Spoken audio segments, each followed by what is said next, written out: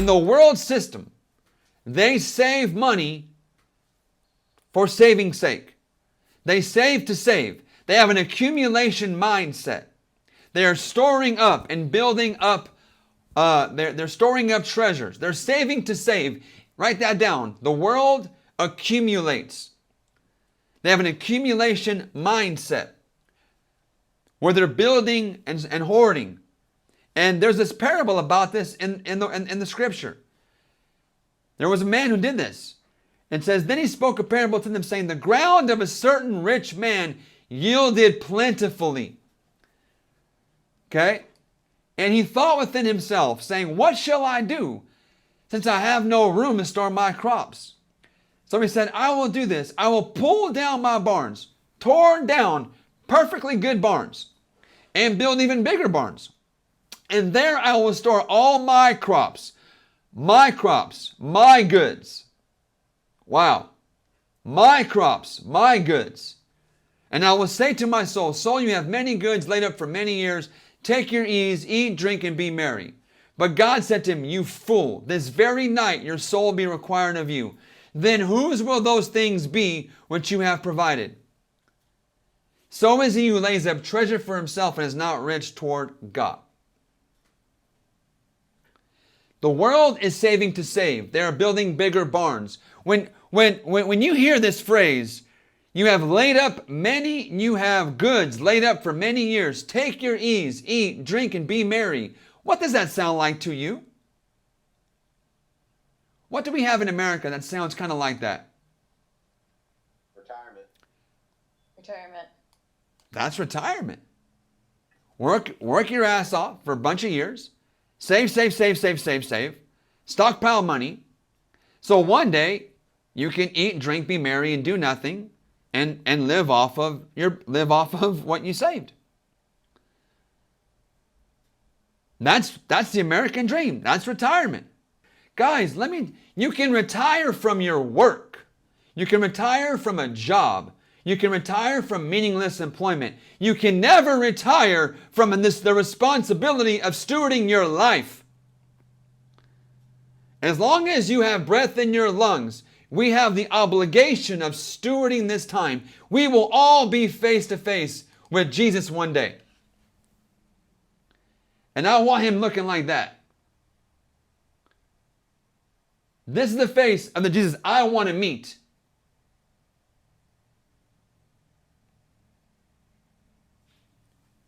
We never get to take ourselves out of the obligation of stewarding our life, our time, our talent.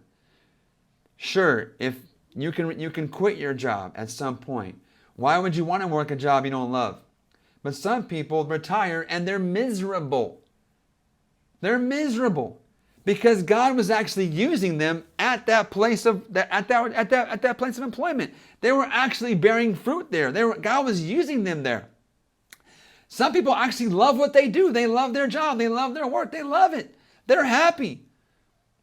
I have clients come in and talk to me, and they're like, yeah, I'm going to retire. You know, I'm 65. I'm 60 this, and da-da-da-da. I know I should retire. I'm like, why?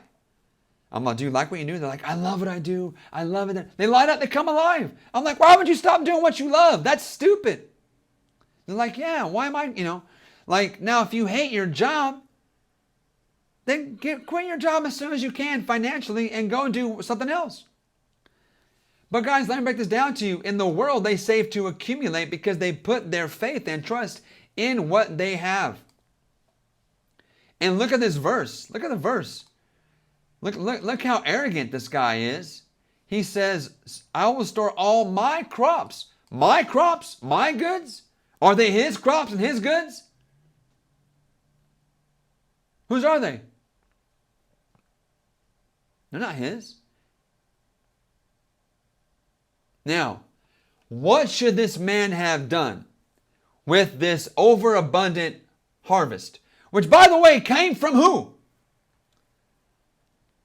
Who can produce, think about it as a farmer. As a farmer, if you have this record crop, where did that crop come from?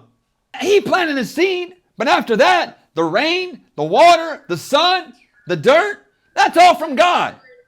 It's God. It's God. So God blesses provides this crazy big harvest, and the guy's like, I have no room to store my crops. Your crops? Those aren't your crops, bro. That's right.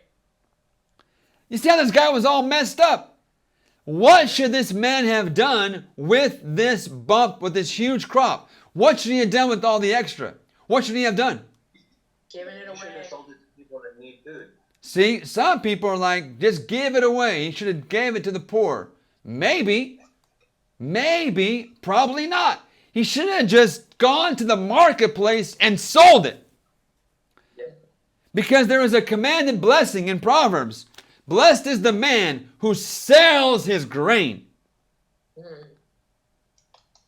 You see, part of us, we may have a religious mindset which thinks, oh, I have extra. I have to give it away for free. No, not necessarily. Now, I believe in the widows and the orphans. I believe in all that stuff. But guys, there is a blessing that comes on your life when you sell things to the marketplace for fair and reasonable prices. When you make valuable offers. When you give people great value, there's a blessing for that. You're not just blessed giving stuff away. Yes, there's a blessing for sowing and doing that. There's a blessing for that as well. But you're also blessed when you sell and do honorable, righteous business. This man should have just sold it to other people who were in lack, who needed to, because their crops weren't as big. They could have bought this grain.